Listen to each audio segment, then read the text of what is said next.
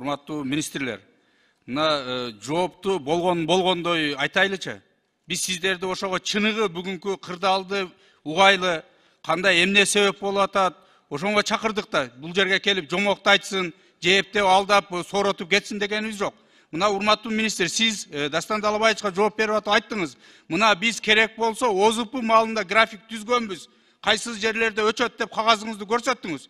А тиги кишиңиз айтып атат азыр. Бизде андай планда жок болчу, биз ошон үчүн мурда өчүрбөй деп айтканбыз. Кече чукул келишим менен биз түздүк деп. Буктуңуз да жобуну. Тура? Кимиңер алдап атасыңар? Азыр мынакей Газпромдун жообундан угуп атабыз. Элден келип атат бизге уже сообщениялар. Эмне корозкантты өзүңөргө салып койсо, шоруп отурасыңар, чындыкты айтпайбы алар деп. Чындыкты айтыңыздар. Болгондой айтайлы. Кандай кемчиликтери болуп атат? Кантсек чыгабыз бул жерден, ушул кырдаалдан. Эмне себептер болду деп. Мына азыр сиз башка жоопту айтып атасыз. Сиздиге баш ийген адам сиздин сөзүңүздү жалганга чыгарып, азыр башка жоопту мына бизге баарыбызга айтып жатат. Ошондуктан мындай баарыңыздардан суранып кетем, урматтуу бүгүнкү чакырылган министрликтин өкүлчүлүктөрү, болгон чындыкты айтайлы.